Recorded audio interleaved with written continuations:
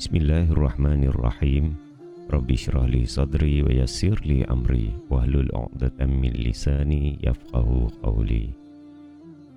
Minda Presiden PAS Tuan Guru Haji Abdul Hadi Awang bertajuk PAS berakidah, bukan berideologi. Perkataan akidah seerti dengan perkataan iman, dan ia sama sekali tidak boleh disamakan dengan perkataan ideologi.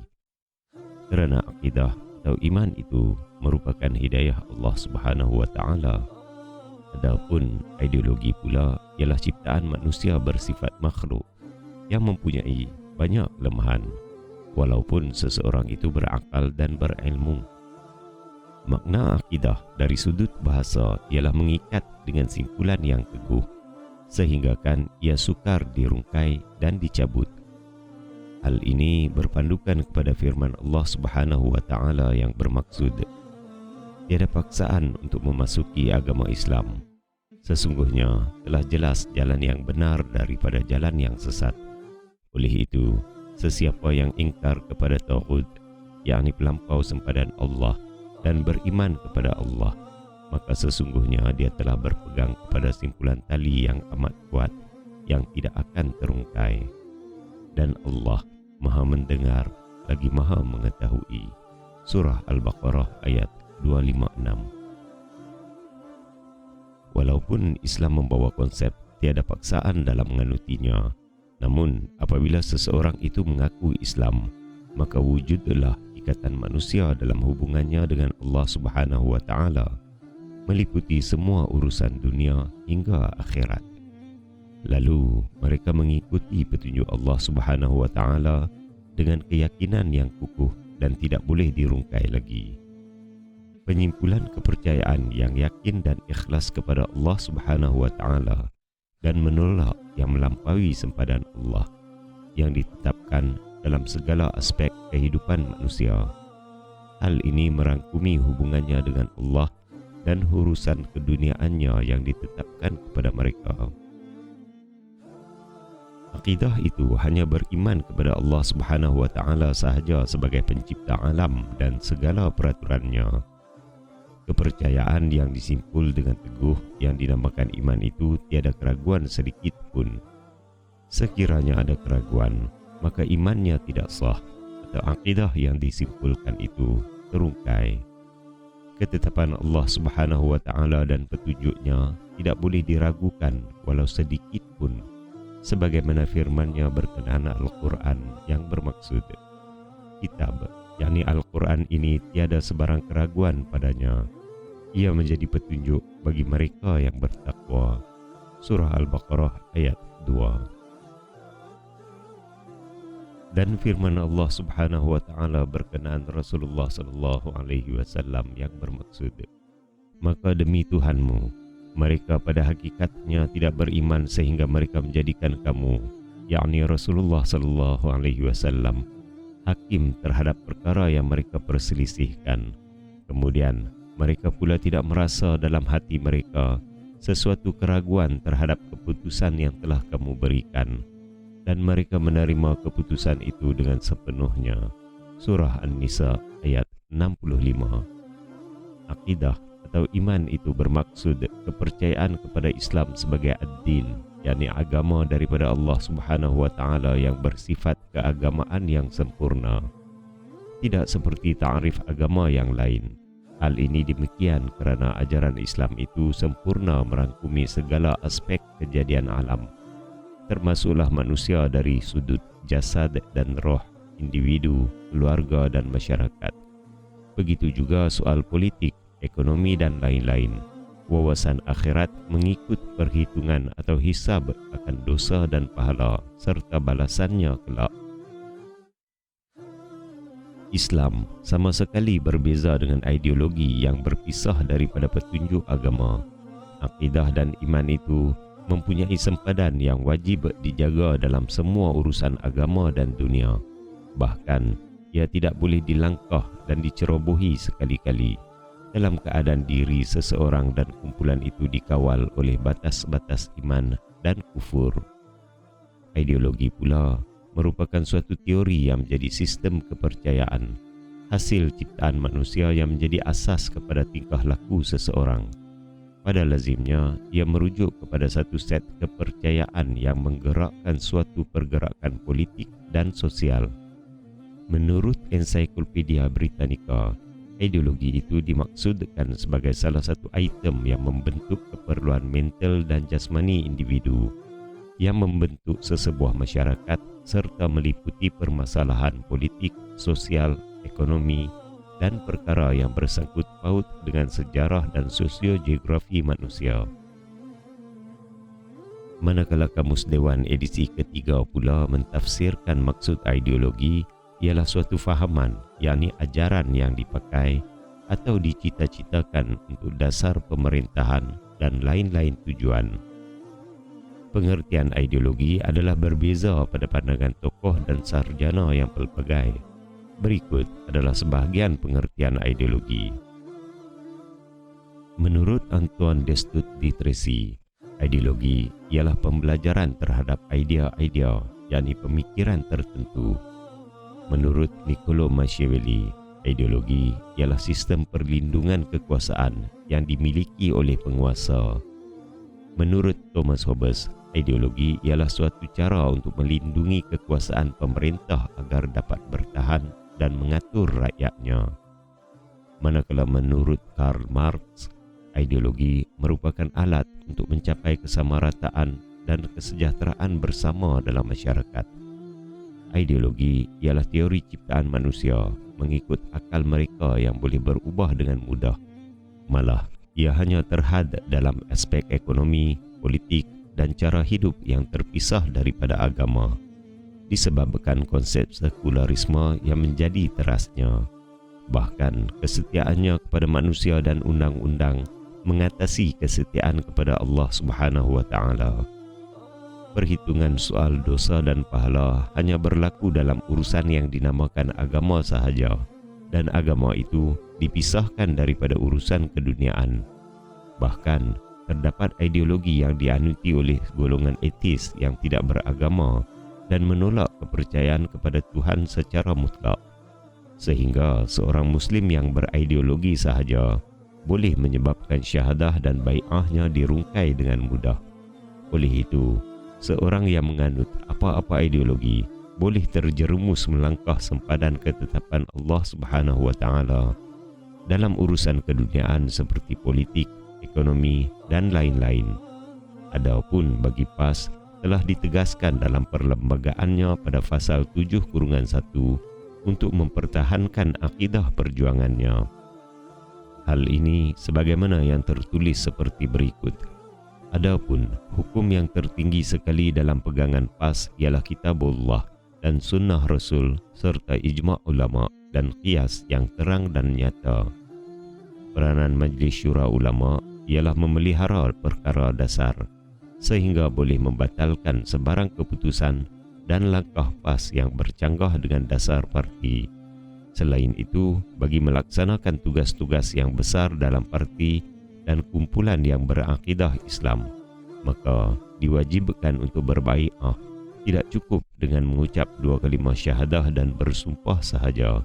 Inilah teladan yang telah ditunjukkan oleh Rasulullah SAW dan juga ditegaskan oleh Allah Subhanahu wa taala melalui firman-Nya yang bermaksud bahwasanya orang-orang yang berbai'ah, yakni berjanji setia kepadamu, sesungguhnya mereka itu berjanji setia kepada Allah. Tangan Allah di atas tangan mereka. Oleh itu, sesiapa yang melanggar janji setianya, nescaya akibat dia melanggar janji setia itu akan menimpa ke atas dirinya sendiri. Dan sesiapa yang menepati janjinya kepada Allah, maka Allah akan memberi kepadanya pahala yang besar. Surah Al-Fath ayat 10. Dalam pada itu, sebarang hubungan dengan pihak lain tidak boleh terkeluar daripada prinsip akidahnya.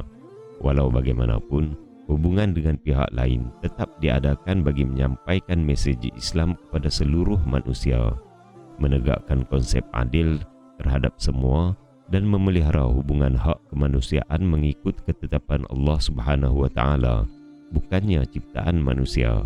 Namun, wala' dan taat secara mutlak hanyalah kepada Allah Subhanahu wa Ta'ala dan Rasul-Nya sahaja. Adapun kasih, taat dan setia kepada yang selainnya adalah bersyarat dan tidak boleh sekali-kali mengatasi Al-Quran dan Sunnah. Penganut ideologi menggunakan akal dengan menjadikannya lebih besar daripada perkara akidah, sehingga kan mereka bersedia menjadi bisu terhadap kemungkaran yang nyata di hadapannya, dan juga terhadap kenyataan terbuka yang menghina Islam pun turut dibiarkan.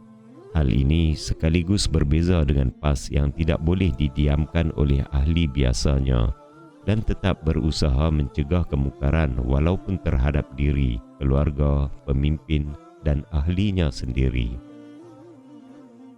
Sabda Rasulullah sallallahu alaihi wasallam yang bermaksud, sesiapa dalam kalangan kalian melihat kemungkaran yang berlaku di hadapannya dengan nyata, hendaklah mengubahnya dengan tangannya, yakni kuasa, dan jika tidak mampu, maka mencegah dengan lidahnya, dan jika tidak mampu, maka hendaklah membenci dalam hatinya. Itulah iman yang paling lemah. Riwayat Muslim 49. Parti yang bertaut kepada ideologi pasti akan menerima tempias akibat kegagalan ideologi di negara penciptanya itu, dan seterusnya menuju ke arah bersifat pragmatik, sehingga akan menjadi parti atau kumpulan cacamarba yang mengumpulkan hak dan batil, benar dan salah. Mereka yang beriman dalam parti tersebut boleh hanyut dan melemahkan imannya atau dipengaruhi sehingga merosakkan imannya. Perkara ini selari dengan sabda Rasulullah sallallahu alaihi wasallam yang bermaksud, sesungguhnya bandingan seorang berada dengan teman yang soleh dan teman yang jahat laksana bersama pembawa misik, yakni bauan yang harum, dan penghembus api tukang besi. Maka pembawa bauan yang harum sama ada dia menyapu bauannya yang harum secara percuma kepadamu, atau kamu membelinya, atau setidak-tidaknya mencium kewangiannya. Adapun penghembus api tukang besi itu sama ada percikan baranya membakar pakaianmu, atau kamu mendapat bau yang busuk. Riwayat Al-Bukhari 2101 dan Muslim 2628. Untuk bacaan lebih lanjut, sila lihat tafsir Al-Azhar dalam bahasa Melayu Pak Hamka RH Juzuk 8, tafsir surah Al-An'am ayat 159. PAS tidak pernah menganggap mereka sahaja satu-satunya kumpulan Islam, kerana di sana terdapat kumpulan-kumpulan Islam yang lain dan individu yang tetap berpegang dengan akidah yang kukuh sekalipun berbeza pendekatan dengan PAS. Namun, kumpulan-kumpulan tersebut sama-sama berkewajipan memberikan peringatan sekiranya berlaku sesuatu yang membahayakan akidah. Kewajipan ini bukan PAS sahaja yang mesti bersuara untuk menyelamatkan mereka yang jahil dan lalai.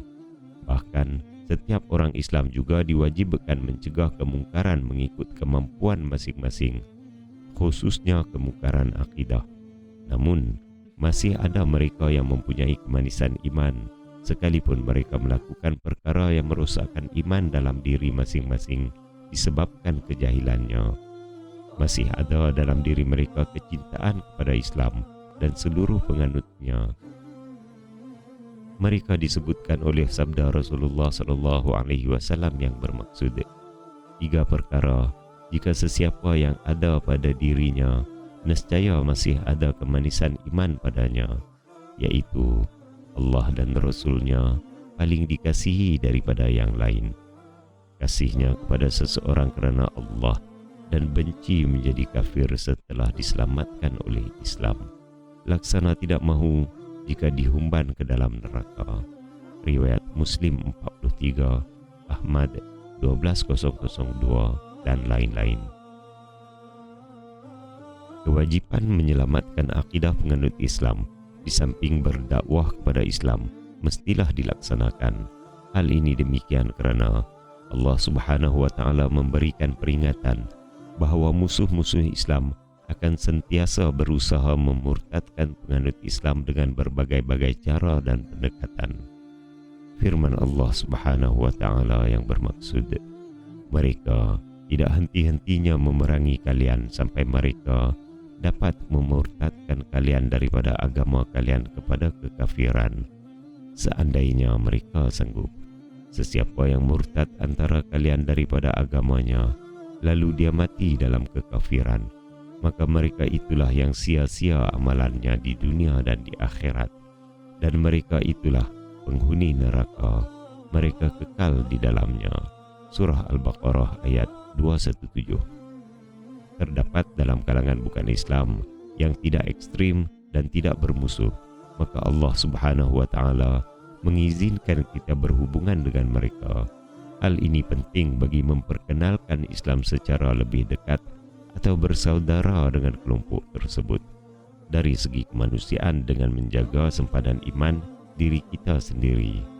Perkara ini dijelaskan oleh firman Allah Subhanahu wa Ta'ala yang bermaksud, Allah tidak melarang kalian untuk berbuat baik dan berlaku adil terhadap orang-orang yang tidak memerangi kalian kerana agama, dan tidak pula mengusir kalian dari negeri kalian. Sesungguhnya Allah menyukai orang-orang yang berlaku adil. Sesungguhnya Allah hanya melarang kalian menjadikan mereka sebagai kawan kalian, orang-orang yang memerangi kalian kerana agama, dan mengusir kalian dari negeri kalian, dan membantu orang lain untuk mengusir kalian. Dan sesiapa yang menjadikan mereka sebagai kawan, maka mereka itulah orang-orang yang zalim. Surah Al-Mumtahanah ayat 8 hingga 9. Malangnya, terdapat dalam kalangan mereka yang terlanjur dalam hubungannya dengan bukan Islam, bahkan bercampur aduk tanpa sempadan, sehingga kan mereka melanggar sempadan yang memisahkan antara iman dan kufur, yaitu aspek yang wajib diketahui dan difahami oleh setiap penganut Islam. Sabda Rasulullah SAW yang bermaksud, daripada Sufyan bin Abdullah radhiyallahu anhu, saya berkata, wahai Rasulullah, ucapkanlah, yakni nasihatilah aku berkenaan Islam, sehingga aku tidak perlu lagi bertanyakan orang lain. Sabda Rasulullah SAW, katakanlah, aku beriman kepada Allah, kemudian beristiqamah, yakni teguh berada di jalan yang betul. Riwayat Muslim 38. Beristiqamah itu berlaku dalam segala aspek ajaran Islam, dari segi akidah, syariat, dan akhlak. Hadis di atas telah mentafsirkan firman Allah Subhanahu wa Ta'ala yang bermaksud, dan bahawa sesungguhnya yang kami perintahkan ini adalah jalanku yang lurus, maka ikutilah dan janganlah kalian mengikuti jalan-jalan yang lain, kerana jalan-jalan itu akan mencerai-beraikan kalian daripada jalannya. Demikian itu Allah memerintahkan kalian agar kalian bertakwa. Surah Al-An'am ayat 153. Masih terdapat ramai dalam kalangan bukan Islam yang tidak ekstrim dan menghormati ketegasan Islam dalam mempertahankan akidahnya. Malah terdapat juga dalam kalangan orang Islam yang jahil murakkab, bersikap terlanjur dan memarahi teguran terhadapnya, laksana orang buta yang memarahi pembantunya melintasi jalan yang berbahaya. Rasulullah SAW pernah dianggap gila oleh kalangan mereka yang tidak menerima nasihatnya supaya kembali kepada petunjuk Allah Subhanahu wa Ta'ala. Sama ada disebabkan jahil murakkab, yang tidak sedar dirinya jahil, atau degil dan fanatik kedegilannya sehingga kan tidak mahu bermuhasabah dirinya.